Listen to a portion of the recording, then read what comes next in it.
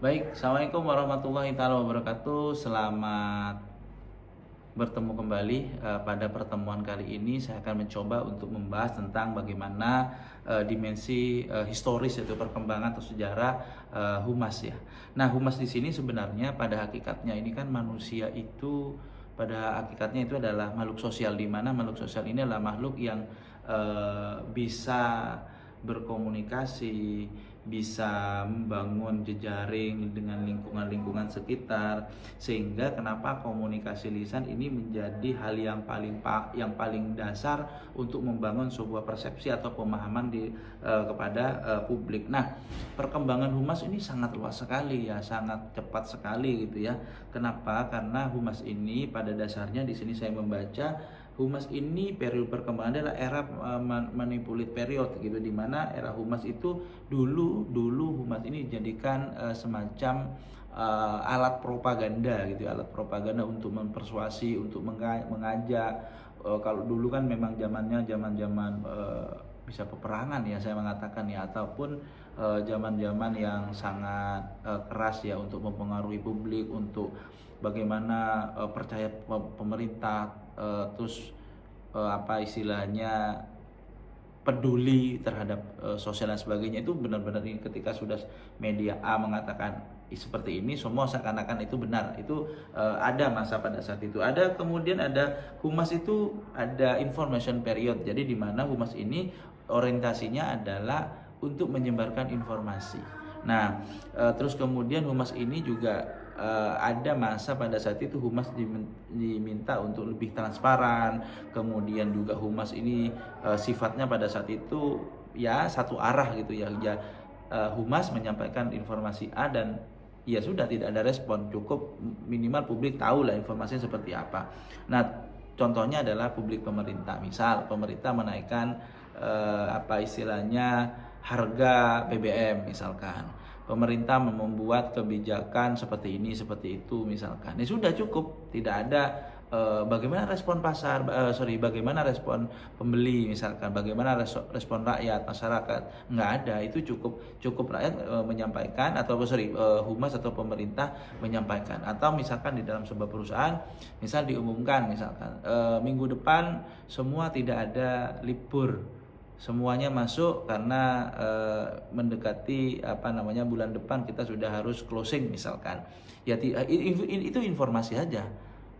Tidak ada kalau dulu tidak ada yang namanya protes bagaimana menurut Anda, tidak ada. Ya, kalau dulu namanya di dalam masa perkembangannya itu adalah masa information period itu ya. Kemudian yang berkembang lagi, humas menjadi sarana dua arah. Nah, humas yang mungkin terasa sampai saat ini adalah humas ini menjadi sarana komunikasi, menjadi sebuah wadah. Kalau misalkan misalkan nih contoh nih, dalam sebuah perusahaan ada kebijakan seperti ini, kadang-kadang ada orang yang tidak sepakat terhadap kebijakan itu, ya silakan duduk bareng di humas, tercipta diskusi, dan akhirnya dari hasil dialog tersebut itu akan disampaikan kepada pimpinan, mungkin bisa mempengaruhi kebijakan, mungkin akan merubah kebijakan atau hal yang lain. Nah, ini yang paling penting sebenarnya, yang terasa saat ini kita pahami, bahwa humas ini memiliki peran penting untuk bisa merubah manajemen mungkin ya. Tidak hanya informasi, tapi juga peran humas ini sangat penting terhadap fungsi manajemen ya. Itu ya. Kemudian yang saya perlu sampaikan sedikit saja tentang faktor yang mempengaruhi perkembangan praktek humas. Salah satunya industrialisasi. Nah, industrialisasi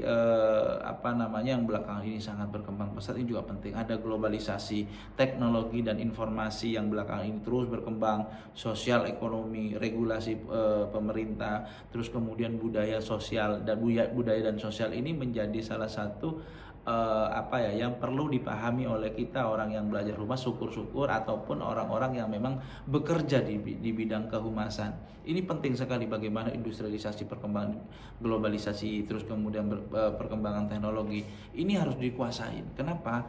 Karena saat ini memang dunianya yang menuntut itu. Kalau misalkan humas tidak gaptek, rasanya kok nggak pas ya untuk saat ini. Humas itu juga harus paham tentang teknologi saat ini, terus paham terhadap tentang masalah-masalah kebijakan pemerintah, bahkan masalah-masalah sosial ekonomi ini harus paham agar humas ini tidak ketinggalan informasi ya, harus up to date lah perkembangannya seperti itu. Nah, oleh karena itu hal-hal yang paling penting sekali lagi secara saya informasikan di pertemuan ini, kita belajar humas itu baik dari teori, prakteknya, terus kemudian konsep dasarnya, sejarahnya, hingga bagaimana perkembangan saat ini, hingga perkembangan ke depan ini seperti apa. Ya, kita nanti akan diskusi kembali di kolom diskusi ya, di kolom diskusi. Terima kasih teman-teman, sekali lagi saya mengingatkan perbanyak membaca buku referensi agar kalian jauh lebih banyak mendapatkan ilmu di mata kuliah ini, khususnya di pertemuan pertama. Terima kasih. Assalamualaikum warahmatullahi taala wabarakatuh. Selamat pagi,